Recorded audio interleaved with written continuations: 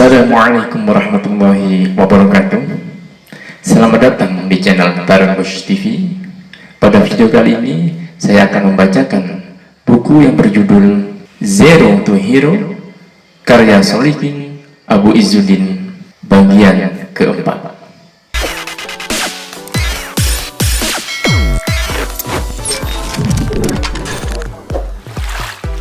Mereka pun pernah gagal. Kegagalan adalah jalan menuju kebesaran. Rasulullah sangat akrab dengan masa-masa sulit. Sejak kecil sudah yatim, kemudian menjadi yatim piatu setelah meninggalnya sang ibu. Dan begitu banyak duri dilalui. Dalam dakwahnya pun pernah mengalami masa-masa sulit yang disebut Amul Husni, tahun duka cita, dengan wafatnya Khadijah sang istri tercinta dan Abu Thalib paman yang setia membela. Pergi ke Taif pun beliau mendapat cemoohan dan lemparan batu hingga berdarah-darah. Lalu beliau hijrah. Perang menjadi bagian aktivitas dakwah. Beberapa kali pernah kalah dalam perang Uhud dan perang Hunain, karena para sahabat terbuai dunia dan merasa besar oleh banyaknya jumlah. Rasul pun pernah ditegur oleh Allah Subhanahu wa Ta'ala saat mengabaikan orang-orang kecil yang minta diajarinya. Surat Abasa mengabadikan teguran Allah kepada utusan tercintanya. Tetapi semua itu adalah bagian dari proses belajar. Contoh meniti jalan menjadi besar. Abu Bakar pernah suatu ketika tidak teliti memakan makanan pembantunya yang didapatkannya dari praktek paranormal. Maka setelah tahu ia pun memuntahkannya agar tidak menjadi daging, sehingga tidak sedikit pun kesempatan api neraka yang mampir dan mengalir di tubuhnya. Kisahnya begini. Abu Bakar As-Siddiq radhiyallahu anhu mempunyai seorang pembantu yang bertugas mengeluarkan pajak. Pada suatu hari, pembantu itu membawa sesuatu lalu dimakan oleh Abu Bakar As-Siddiq radhiyallahu anhu. Kemudian sang pembantu bertanya, "Apakah Tuhan mengetahui hal ini? Apakah itu?" Abu Bakar balik bertanya. Pembantunya itu berkata, "Pada zaman jahiliyah dulu, aku pernah menenung seseorang, padahal aku tidak bisa menenung, kecuali hanya mengecoh belaka. Lalu orang tersebut menemuiku dan memberikan sesuatu kepadaku. Apa yang Tuhan makan ini?" Kemudian Abu Bakar memasukkan tangannya ke dalam mulutnya, lalu memuntahkannya seluruh isi perutnya. Hadis riwayat Bukhari dari Aisyah radhiyallahu anha. Umar juga pernah gagal. Di masa jahiliyahnya, ia pernah mengubur anak perempuannya hidup-hidup dan teramat dungu karena menyembah makanan lalu memakannya karena lapar. Tapi itu semua tak mengurangi kebesaran seorang Umar. Imam Al-Ghazali adalah orang yang gemar mencatat ilmu-ilmunya yang didapatkan hingga suatu saat dia berjalan membawa hasil ilmunya dan dirampok bawaannya. Perampok merebut bawaannya berupa catatan-catatan ilmu. Imam Al-Ghazali bersikeras merebutnya, tapi dia malah dicemooh. Masa mengandalkan ilmu hanya pada catatan, bukan dari hafalan di hati. Al-ilmu fis sudur, la fis sutur. Kegagalan inilah yang melajut dirinya untuk mengambil ibroh dan merubah cara belajarnya dari sekedar mencatat menjadi penghafal. Dan hasilnya luar biasa. Sebagaimana kita rasakan hingga saat ini, kegagalan lainnya adalah beliau juga pernah tersesat dalam filsafat ilmu kalam. Namun, akhirnya tersadar dan mengungkapkan kesesatan-kesesatan ilmu filsafat atau ilmu kalam. Thomas Alva Edison melakukan eksperimen listrik sebanyak 10.000 kali dan semuanya gagal. Namun tetap dilanjutkan sampai berhasil. Ka'ab bin Malik pernah absen dalam perang Tabuk, padahal dia sahabat utama Nabi dan saat itu persiapan untuk perang dimilikinya komplit, bahkan berlebih. Akibat ketidakturut-sertaannya dalam perang tersebut, ia mendapat murka Allah dan sanksi yang diberlakukan padanya adalah diisolir 50 hari tanpa diajak berkata-kata. Apa sikap dia? Apakah dia putus asa, membelot, memberontak? Padahal saat itu ia ditawari Raja Ghassan untuk mendapat jabatan empu. Dia sadari kesalahan besarnya dan dia tanggung resiko dengan sukses. Dan semua itu tidak mengurangi kredibilitasnya sebagai sahabat utama, karena Allah pun menerima taubatnya dan menurunkan firman-Nya untuk menerima taubatnya itu. Buku-buku Ibnu Hazm pernah terbakar seluruhnya. Tetapi ia tidak patah arang lalu menyerah, maka ia memulai menulis kembali kitab-kitabnya dari hafalannya. Fudail bin Iyad, ulama besar yang dulunya perampok besar, mantan preman kenamaan, sosok angker yang sangat ditakuti, bahkan namanya menjadi momok, jaminan, garansi, dan referensi bagi orang tua saat itu untuk menakut-nakuti anaknya yang tidak patuh. Akhirnya Fudail bin Iyad sadar dan menjadi ulama besar. Bahkan beliaulah di antara ulama yang memiliki ketajaman hati bahwa ibadah yang diterima Allah adalah yang ikhlas niatnya karena Allah dan benar caranya menurut tuntunan Rasulullah Shallallahu Alaihi Wasallam.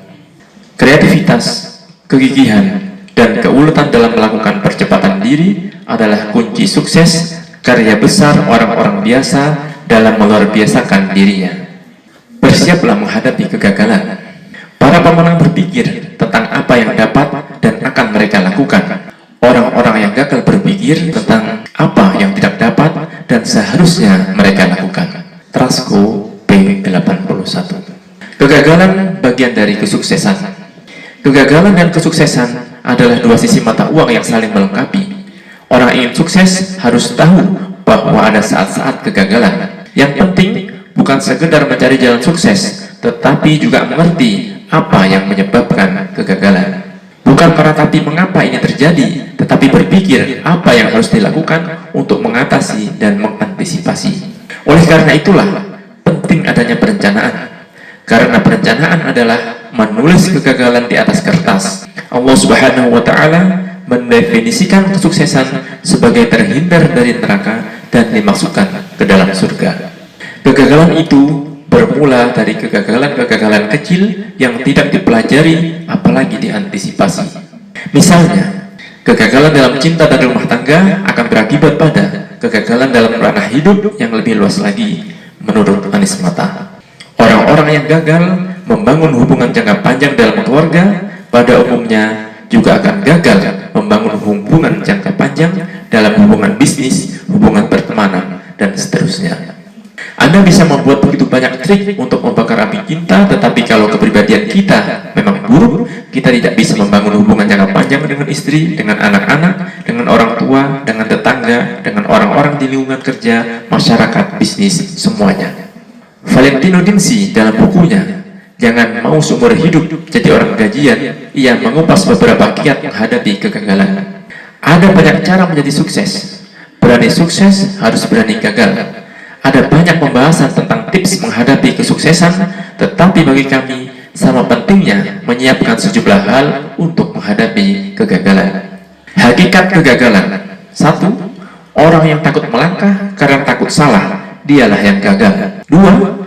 Orang yang tidak mengakui kekalahan dan kesalahan, dialah orang yang gagal. 3. Orang yang menyalahkan orang lain dan tidak mau mengoreksi dirinya, dialah yang gagal. 4. Orang yang gagal merencanakan, dia sedang merencanakan kegagalan. 5. Orang-orang yang gagal membangun hubungan jangka panjang dalam keluarga pada umumnya juga akan gagal membangun hubungan jangka panjang dalam hubungan bisnis, hubungan pertemanan, dan seterusnya.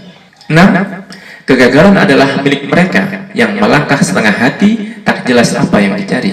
7. Kegagalan terjadi apabila terpasung oleh mitos-mitos yang menghalangi langkah, tak berani mengambil risiko, duduk manis menunggu durian runtuh.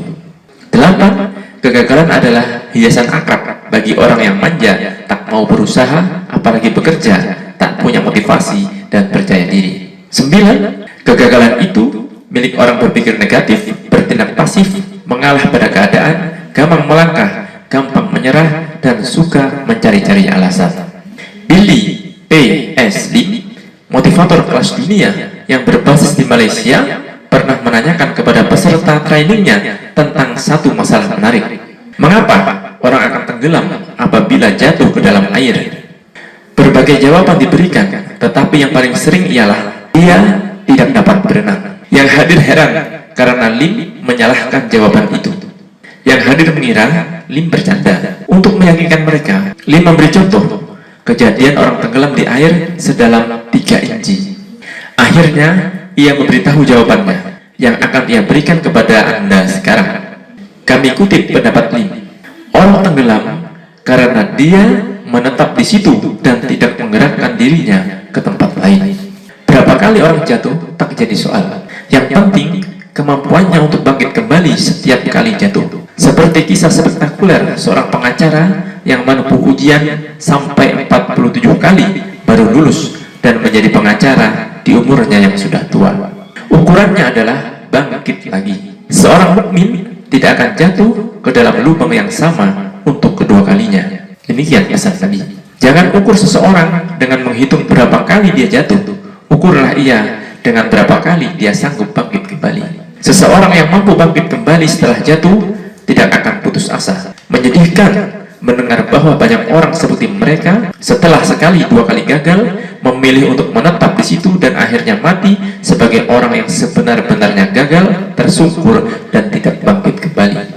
Orang gagal adalah orang yang malas mengulangi dan mencari jalan baru untuk menemukan tujuan. Karena di antara resep sukses adalah mengulang-ulang proses sukses kecil berkali-kali untuk meraih sukses yang lebih besar.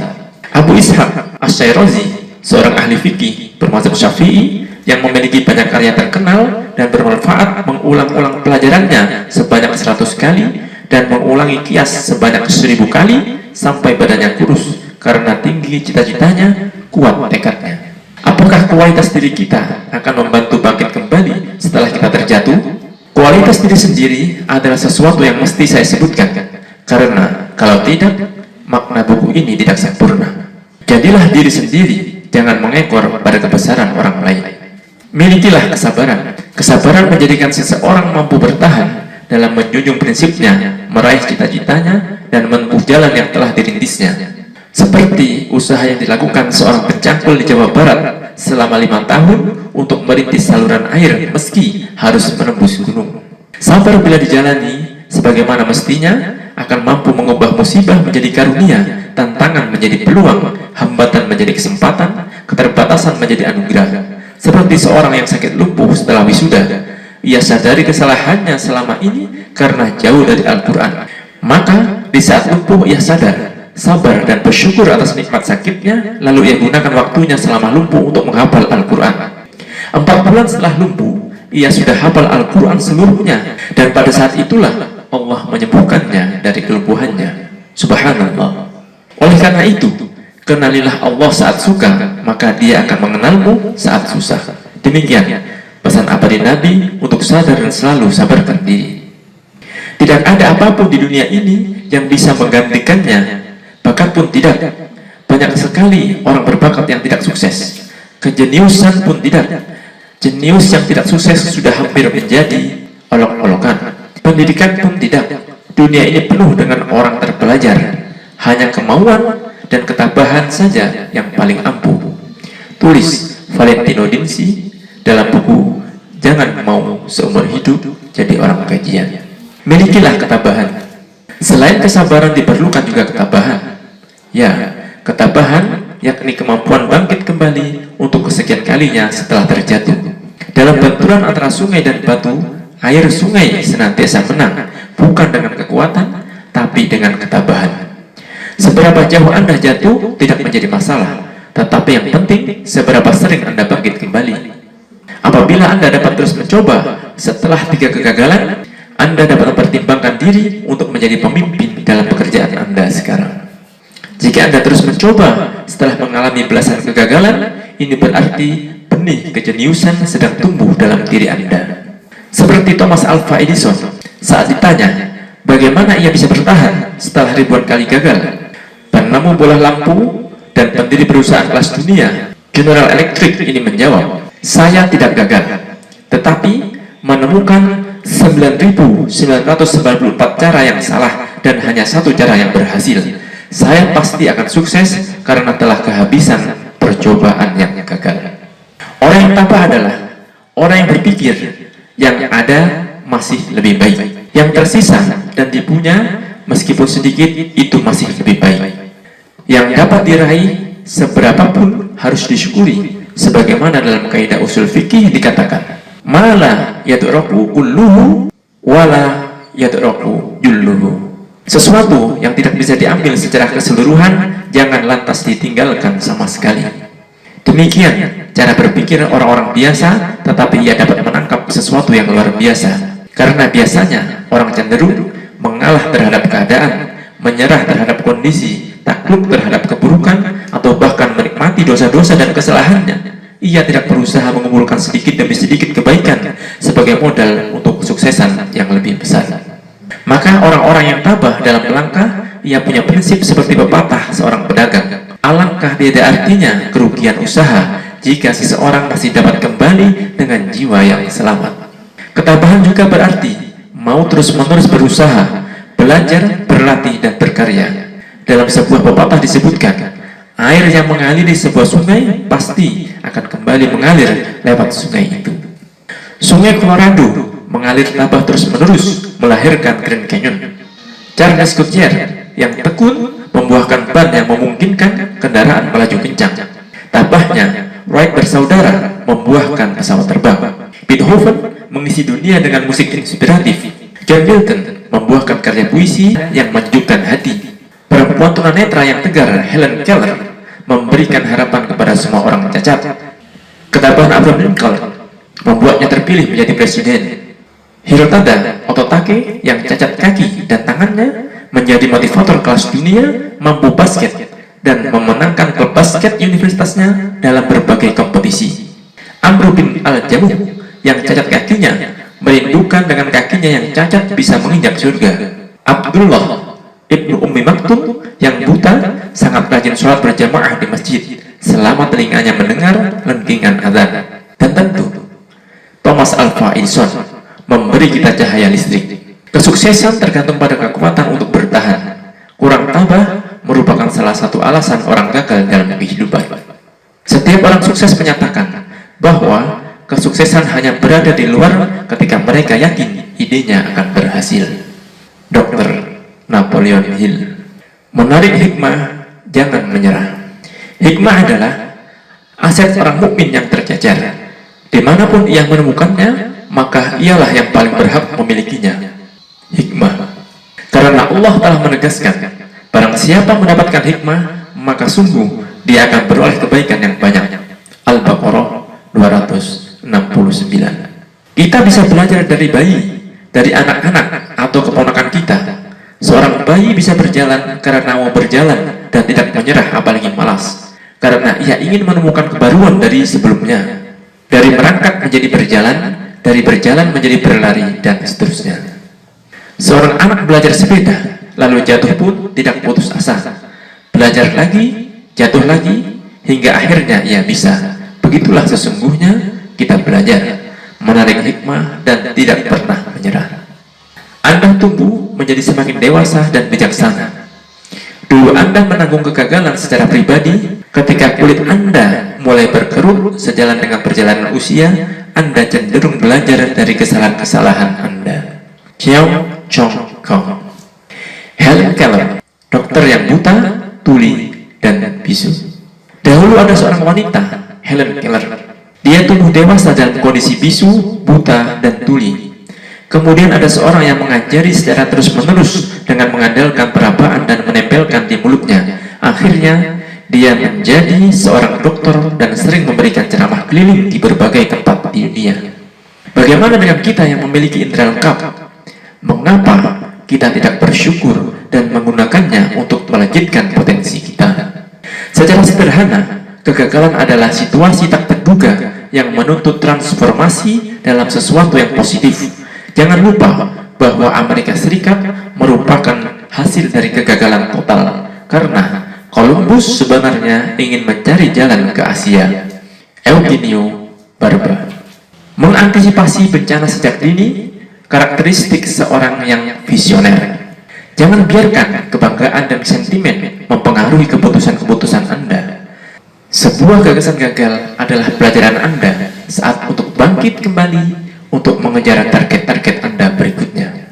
Babe Ruth, pemain baseball terkenal, tidak hanya mencetak 714 home run, namun dia juga pernah luput strike out 1330 kali.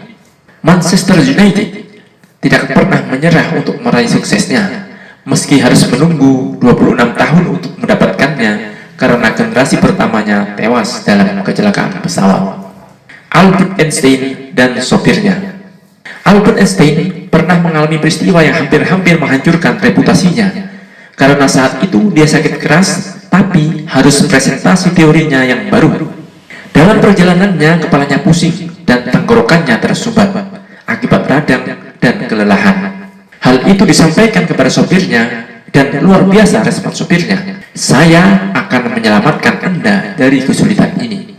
Sopir itu tidak memberi kesempatan kepada Einstein untuk mengelak. Ia segera berkata kepadanya dengan penuh iba, "Wahai profesor, saya telah menghadiri ceramah Anda seputar relativitas ini lebih dari 20 kali. Sampai saya telah menghafalnya dan bisa menyampaikannya. Dan di kota ini tidak ada seorang pun yang mengenali Anda." Einstein pun menyetujuinya dan berkata, "Saya yang akan menyetir mobil ketika memasuki kota ini agar orang-orang mengira bahwa engkau adalah aku." Sopir yang tak menamatkan pendidikan menengah itu berhasil menyampaikan ceramahnya dengan baik, sehingga karena saking gembiranya, Einstein yang sedang duduk di barisan pertama merasakan kelelahannya hilang sama sekali. Terjadilah hal yang tak diharapkan. Munculnya pertanyaan yang mustahil sang sopir mampu menjawabnya. Degup jantung Einstein sangat keras. Sopirnya menjawab pertanyaan yang bisa dijawabnya, hingga akhirnya ia berkata dengan penuh keyakinan dan percaya diri, "Saya tak pernah membayangkan bahwa saya tak mampu menyampaikan makna ini kepada Anda sekalian. Saya mengira bahwa diri saya telah menyampaikan makna ini dengan baik, sehingga saya yakin bahwa sopir pribadi saya akan mampu menjawab pertanyaan ini hanya dengan mendengarkan ceramah saya." Di saat itulah bergema decak kagum dari segenap penjuru yang memenuhi aula, dan pandangan tidak percaya diri dari para hadirin pun ditujukan kepada Einstein. Senyum sang sopir pun semakin mengembang, dan dari atas mimbar ia mengisyaratkan kepada Einstein untuk naik ke panggung seraya berkata, "Apakah kalian tidak percaya pada ucapan saya?